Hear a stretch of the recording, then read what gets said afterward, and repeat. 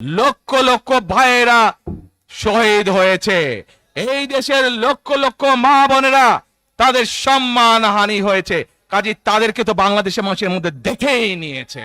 এখন প্রিয় ভাই বোনেরা, এই কুফরের বিরুদ্ধে, এই হঠকারিতার বিরুদ্ধে, এই মিথ্যার বিরুদ্ধে আমাদেরকে ঐক্যবদ্ধ হতে হবে।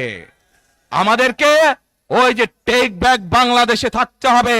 আমরা দেশকে স্বৈরাচার থেকে মুক্ত করেছি, এখন মানুষের অধিকারকে প্রতিষ্ঠিত করতে হবে।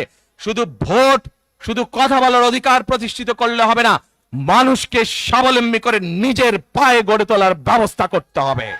সুযোগের মালিক আল্লাহ, বেহেশতের মালিক আল্লাহ, এই পৃথিবীর মালিক আল্লাহ, কাবার মালিক আল্লাহ। আরে ভাই, যেটার মালিক আল্লাহ সেটা কি অন্য কেউ দেওয়ার ক্ষমতা রাখে? রাখে না। তাহলে কি দাঁড়ালো?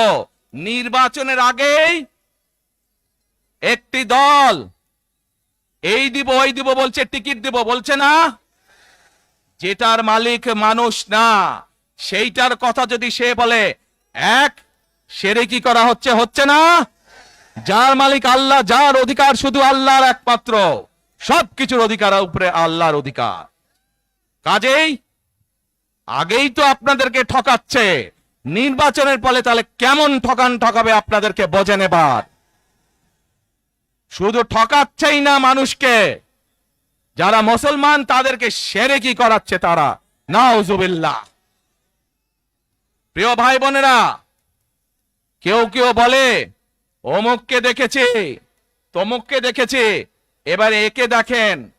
প্রিয় ভাই বোনেরা, 1971 সালের যুদ্ধ, যেই যুদ্ধে লক্ষ মানুষের প্রাণের বিনিময়ে এই দেশ স্বাধীন হয়েছে, আমাদের এই প্রিয় মাতৃভূমি, সেই মাতৃভূমিকে স্বাধীন করার সময় অনেকের ভূমিকা আমরা দেখেছি, যাদের ভূমিকার কারণে এই দেশের